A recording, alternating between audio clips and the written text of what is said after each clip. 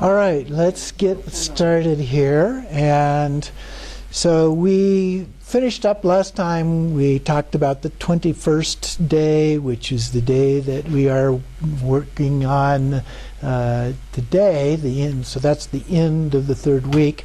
And so that has to do with the circumstances of death. And we talked about that last time. So for today, we're starting off with the 22nd day. But we will do the Vajrasattva before we begin. Om Benza Sato Samaya Manipalaya Benza Sato Tenopa Tishta Drito Me Bawa Suto Kayo Me Bawa Pokayo Me Bawa Anurakto Me Bawa Sarva Siddhi Me Prayatsa Sarva Karma Sutta Me Chittam Triya Kuru Hom Ha Ha Ha Ho Bhagavan Sarva Tata Kata Pense Mame Munsa Pense Pawa Mahasamaya Sato Om Benza Samaya Manipalaya Benza Sato Tenopa Tishta Drito Me Bawa Suto Kayo Me Bawa Supo Kayo Me Bawa Anurakto Me Bawa Sarva Siddhi Me Prayatsa Sarva Karma Sutta Me Chittam Shriya Guru Hum Ha Ha Ha Ho Bhagavam Sarva Tata Kata Pense Mame Munsa Pense Pawa Mahasamaya Sato Om Benza Sato Samaya Manupalaya Benza Sato Tenopa Tishta Drito Me Bawa Suto Kayo Me Bawa Kayo Me Bawa Anurakto Me Bawa Sarva Siddhi Me Prayatsa Sarva Karma Sutta Me Chittam Shriya Guru Hom Ha Ha Ha Ha Ho Bhagavan Sarva Tata Gata Benze Mame Munsan Benze Bawa Mahasamaya Sato And so we are on week 4, so we're starting with the 22nd day in the text.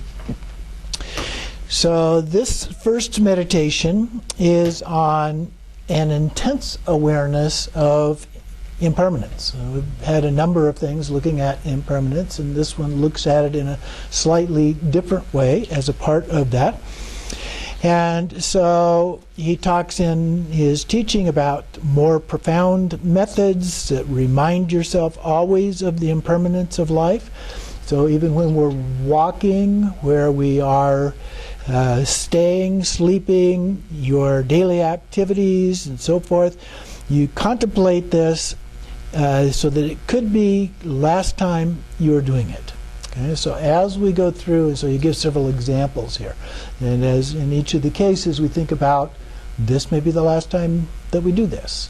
Okay, so it gives us a very real, intense sensation of the impermanent nature of things. And then we say out loud, this is my last time. So, for example, in the morning we have breakfast. Think about, this may be my last breakfast. Or when we go to work, this may be my last day of working. And when we go to bed at night, I'm not sure if I will wake up or not. And when we wake up, I'm not sure if I will sleep here again tonight. Or shopping for food, I'm not sure I will come here again to buy food or not. And the idea, we just don't know what's going to happen. Now, I think we usually realize that these things will, but at some point it won't. And so that's the idea. And there are always unexpected things that we never know when that is going to happen. So we contemplate this in terms of all of our daily activities as a part of that. And then in the future, if you cannot remember what we talked about on impermanence of holy beings, powerful beings, and so forth, these examples of intense awareness should be remembered. So we do these kinds of things and just helps us remember on a regular daily basis instead of beings that we're thinking in terms of our imagination or the stories previously about them and so forth. Here, these are things that we're doing all the time, and so it's a little easier to connect with. So then talks a little bit about our place, our bodies, wealth, everything just being temporary. These are for understanding the nature of relative truth, because all of these things are relative in nature. And then we call them the wisdom of knowing relative truth. The Buddha said, of all footprints, the elephants are outstanding. Just so, of all subjects of meditation, for a follower of the Buddha, the idea of impermanence is unsurpassed. So the idea of impermanence is very important in the Buddhist tradition, and the Buddha emphasized that a great deal. Geshe Potoa said, if you want to use a single Dharma practice to meditate on, impermanence is the most important. At first, meditation on death and impermanence makes you take up the Dharma. In the middle, it conduces positive practice. In the end, it helps you realize the sameness of all phenomena. At first, meditation on impermanence makes you cut your ties with things of this life. In the middle, it conduces casting off of all clinging to samsara. And in the end, it helps you take up the path of nirvana. At first, meditation on impermanence makes you develop faith. In the middle, it conduces diligence in your practice. And in the end, it helps you give birth to wisdom. At first, meditation on impermanence, until you are fully convinced, makes you search for the Dharma. In the middle, it conduces practice, and in the end, it helps you to attain the ultimate goal. At first, meditation on impermanence, until you are fully convinced, makes you practice with a diligence that protects you like armor. In the middle, it conduces practicing with diligence in action. And in the end, it helps you practice with the diligence that is insatiable. So a number of different examples there about different levels where this has some applicability. And then there are more things in the words of my perfect teacher. You can look at the other examples of things that are listed in there. So today's meditation, that is the 22nd day's meditation instructions, are very important. And these are what we contemplate. And then actually these instructions are to be contemplated for our whole lifetime. So it's not something that we just do for the day. We continue to do that day after day after day, reminding ourselves of impermanence. If you contemplate in the future like this, your mind will turn to the Dharma, and your Dharma practices will be successful. There is no doubt that you will definitely obtain the essence and not waste your life. So here we've contemplated then the meditation on impermanence through the various ones that we've done over a period of days.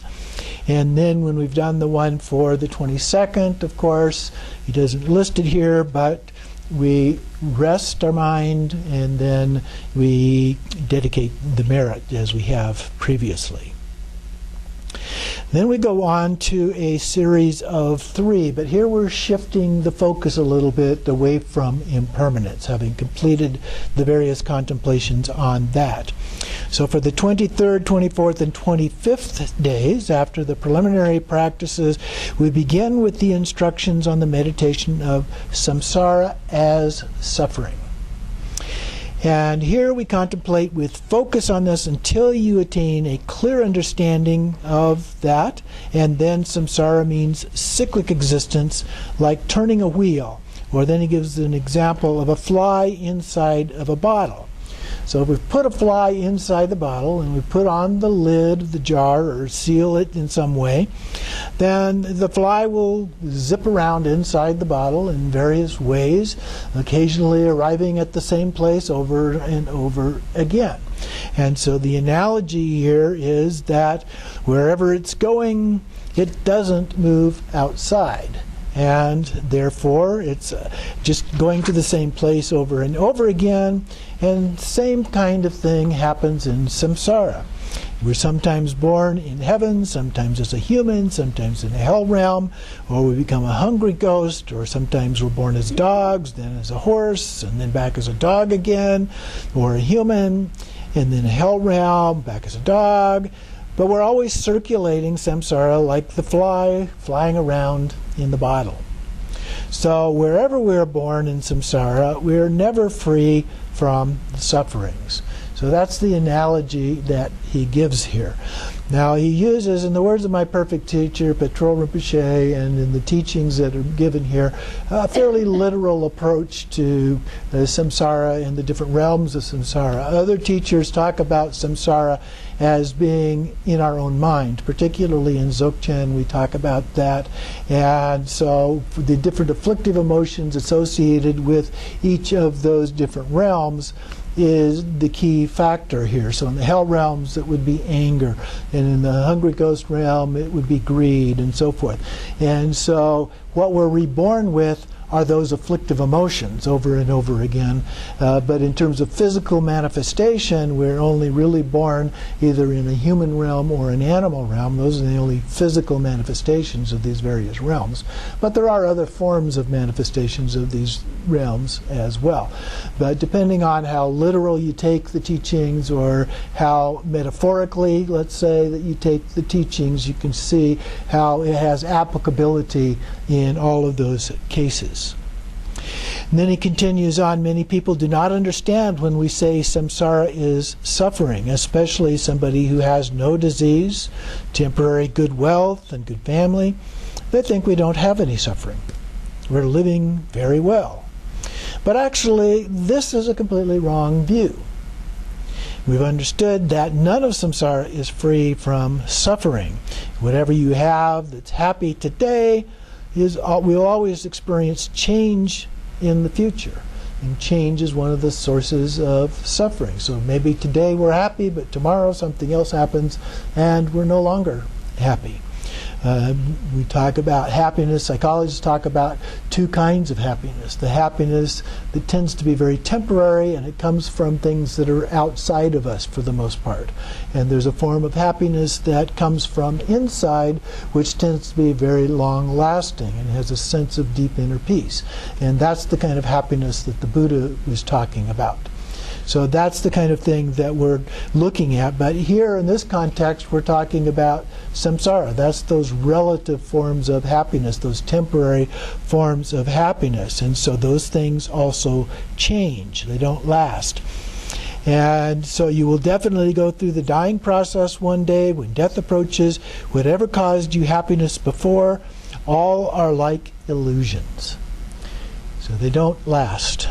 Like a dream. The dream comes, the dream goes, you have a different dream the next time, and life is a little bit like that. Things come, they go, things change all the time. All of the meditations that we did on impermanence, and you get that idea. And then you will be born again and again for countless lifetimes. You will inflict yourself with inconceivable suffering in every realm. Even in our previous lifetimes, we have been born in samsara countless times. If you could collect together your body parts when you lost your head, leg, arms, and so forth, due to desire, anger, or jealousy, the space of the world is not vast enough to hold all of these. So if you look at infinite previous lifetimes, various occasions for fighting or anger or wars or other kind of things that go on when these kind of rather wicked things happen, and if you put all of those things together, it would be a vast, countless mass of body parts. Similarly, if you could collect all your mother's milk that you drank for many lifetimes together as a human or animal, or all your tears from beginningless time, it would be more than 4 oceans of the world. Similarly, if you could collect all your blood from those who ate you when you were an animal, and collect all the molten iron that you drank from the hell realms, it would be larger than all the oceans of the world. So giving the analogies here of the vastness of this, when we talk about beginningless time, that's infinite, there's no beginning, and as a result, through cycling through like that, it would be enormous, or as I like to say to my kids, ginormous amounts of these things. So trying to just put these in the perspective of that kind of a context. Therefore, if you do not practice Dharma now for liberation, you will again be born and die in cyclic existence of samsara, bearing all the sufferings of countless lifetimes.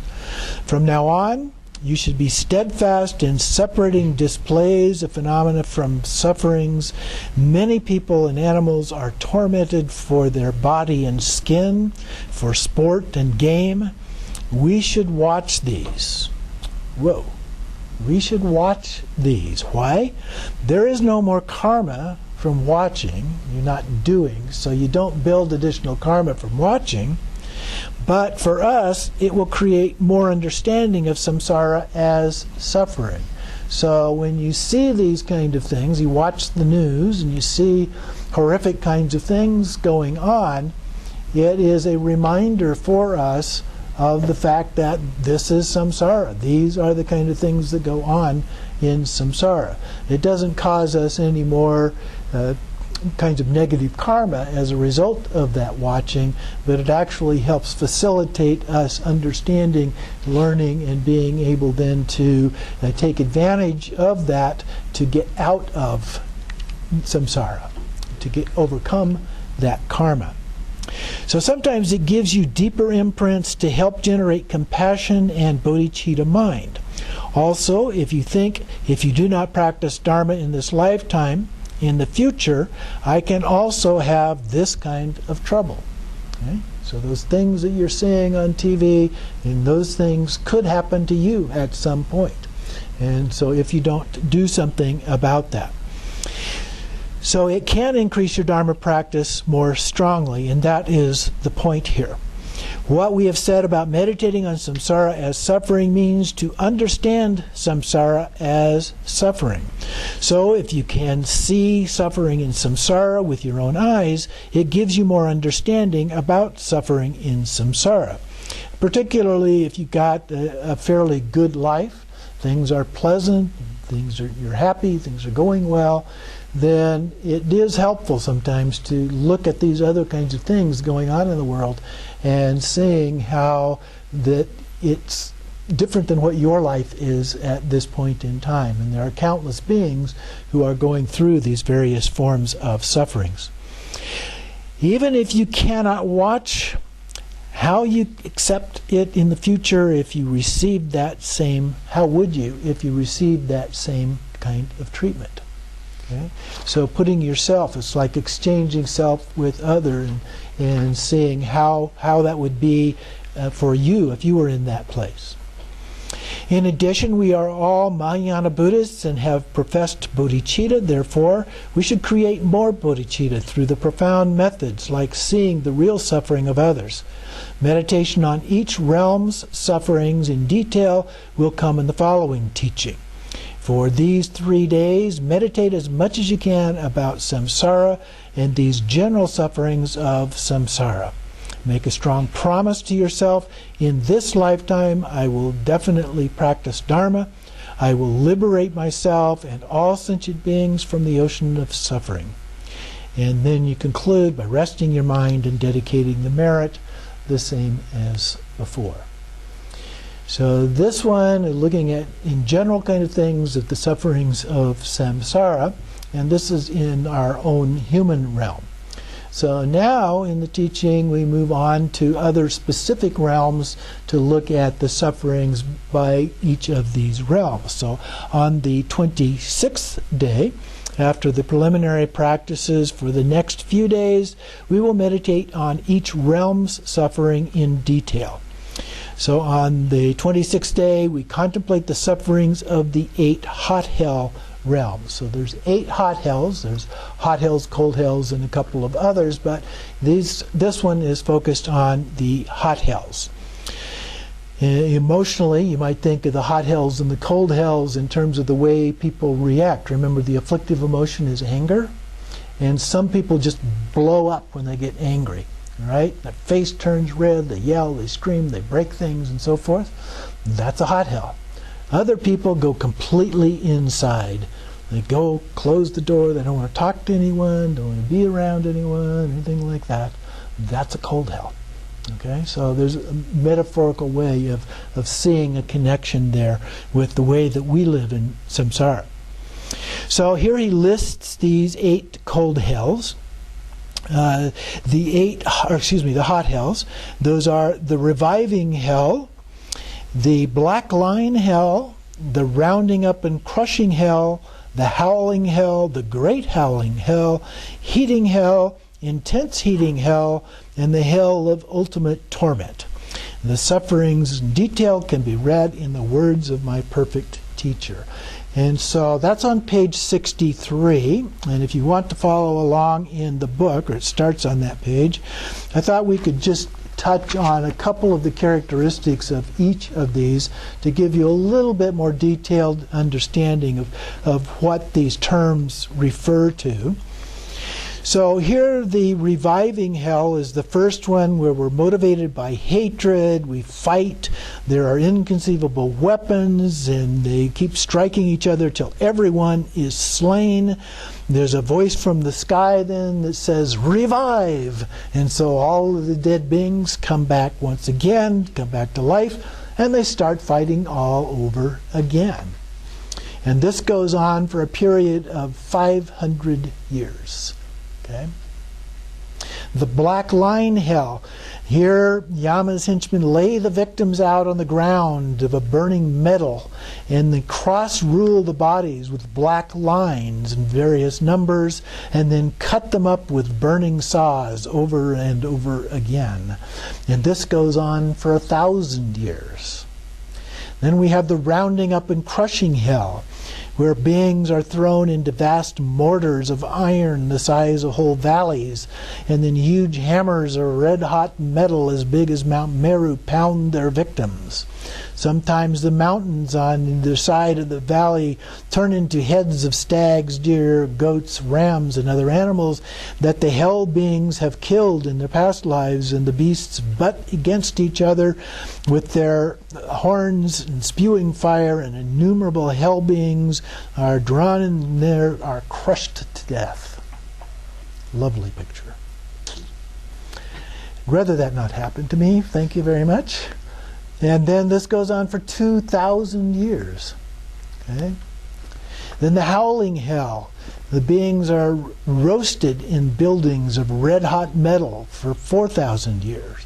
The great howling hell, where they're in metal sheds with double walls blazing with fire, and they're beat with hammers and other weapons for 8,000 years. The heating hell, they're cooked in huge iron cauldrons of molten bronze and beaten with hammers for 16,000 years. And then in intense heating hell, there are blazing metal houses, and the henchmen impale them, the beings, through their heels and the anus with tridents of red-hot iron until the prongs push out through the shoulders and the crown of the head. Their bodies are wrapped in sheets of blazing metal for a period of time that is immeasurable in human terms. And then we have the hell realm of ultimate torment. Is that the last one on that list? That's the last one. Okay. It gets a little worse. The center of a mountain, pieces of red-hot iron glowing like live coals whip up the flames of bellows, and the bodies of the victims in fire become indistinguishable. Oh. So the lifeline here is a whole intermediate kalpa. You remember, a kalpa is the time it takes for a universe to start until the end of that universe. So this is a half of that time is spent in this kind of a context. So these are things that we'd rather not do. Okay? And so we need to be very careful about these things in terms of our actions, the karma that we accrue, and so the idea of the practices are to help ensure that we don't do this. So the idea of these contemplations is to motivate you to do the practices so that this does not happen to you. So continuing on in the instructions here from Rinpoche, when you meditate on the sufferings of the hot hell realms, you need to contemplate the hell realms' places, forms, sufferings, and life expectancy. So some of the things were the things that I mentioned there. When your mind gets very upset, remembering the hell realms' sufferings, it is a good sign for your understanding. Therefore decide, I will never make any cause to be born in hell realm, even if it can cause my death. And promise, I will practice Dharma, liberate myself and all beings from hell realms, especially those who are in the hell realms right now. They are my mothers from previous lifetimes. So we think back about the fact that all beings have been our mothers at some time in previous lifetimes since the beginning of time. And so we're concerned about all of them, including the ones who are currently experiencing those kinds of sufferings. And then finally, of course, if you have achieved liberation, you can liberate countless beings to Buddhahood. When your awareness reaches full maturity, you can liberate 3,000 beings each time you think of them. Therefore, there is no happiness more than practicing Dharma, especially practicing Dzogchen. So this kind of bodhicitta should arise in your mind each time you remember the hell realm's sufferings. And then conclude your meditation, rest your mind, and dedicate the merit like before. So we only do this one for just one day, on the 26th day. Then we move on to the 27th day, and here we focus on the cold hell realms. These are the hell of blisters, the hell of burst blisters, the hell of clenched chattering teeth, the hell of lamentations, the hell of groans, the hell of Utpala-like cracks, the hell of lotus-like cracks, the hell of great lotus-like cracks. So those are the 8, and again we can find some details here in the words of my perfect teacher. They start on page 68 here. And so these are composed of snow mountains and glaciers enveloped in snowy blizzards. So the beings here are completely naked, not the best condition for being in really icy cold weather.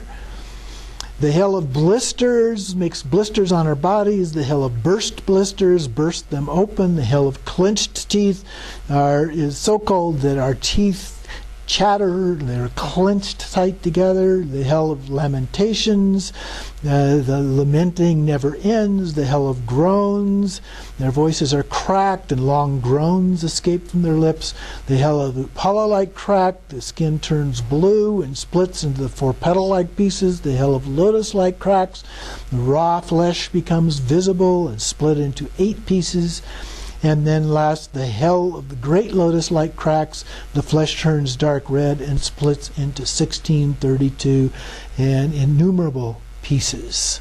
And worms penetrate the flesh and their metal, with their metal beaks and so forth.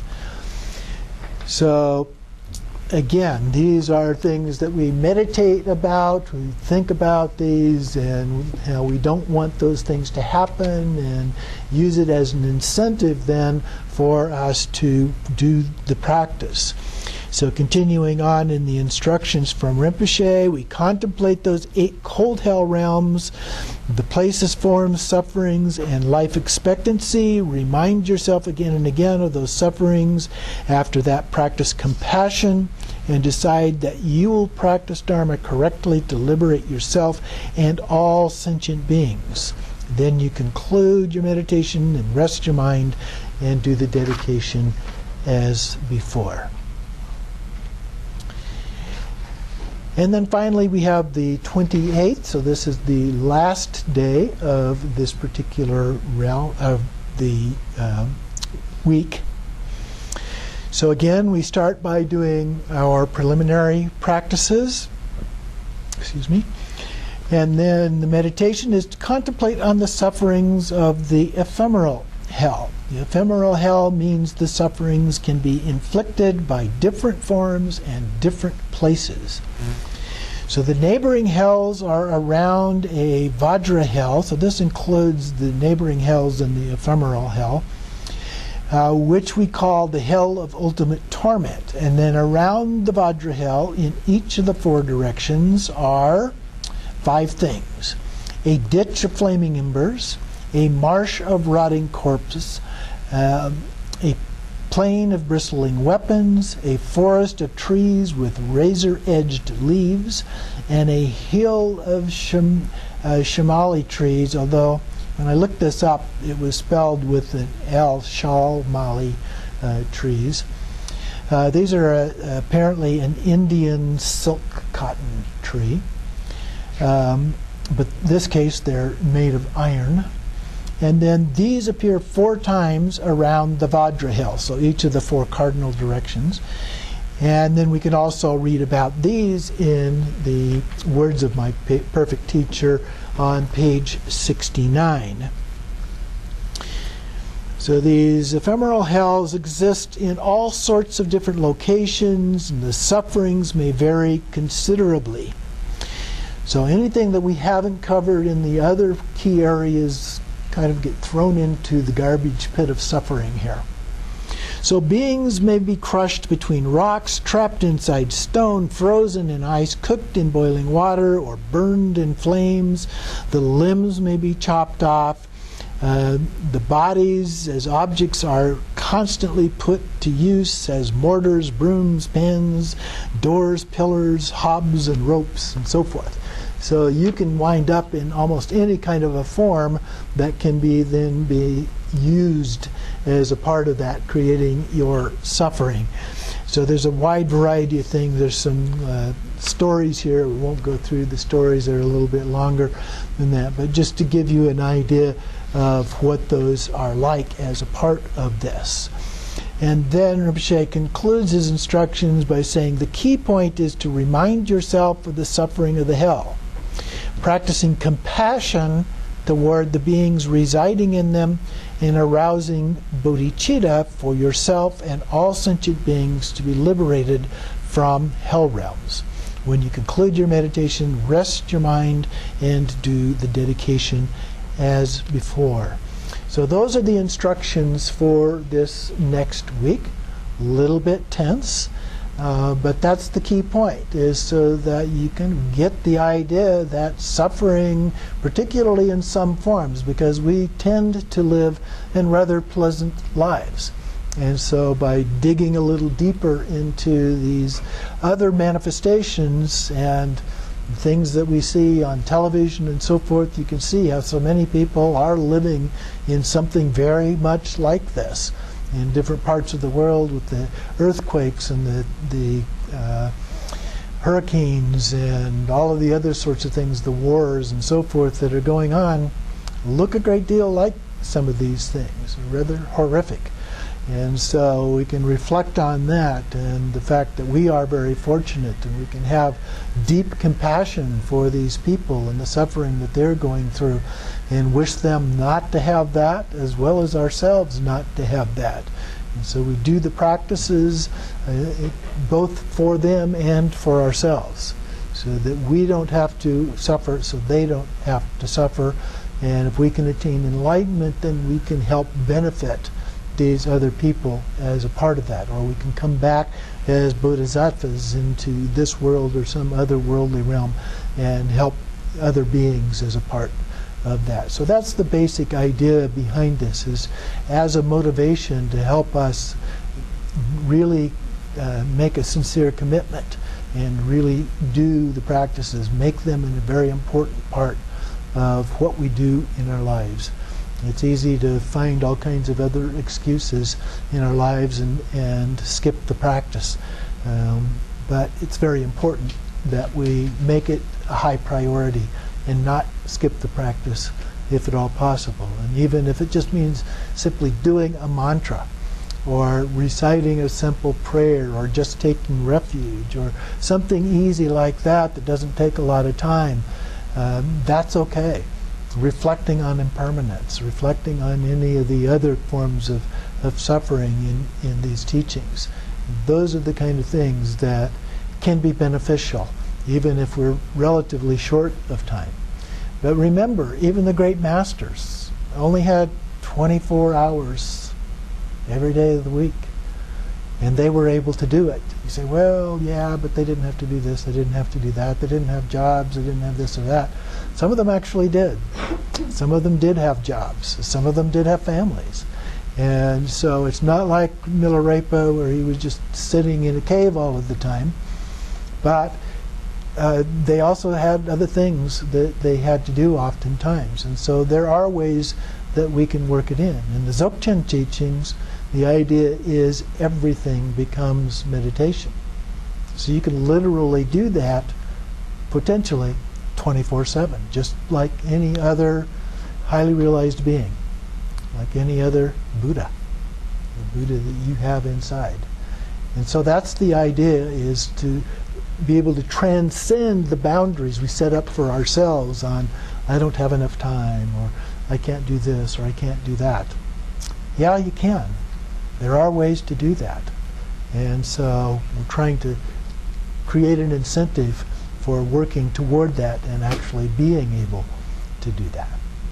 So those are the brief teachings for this week.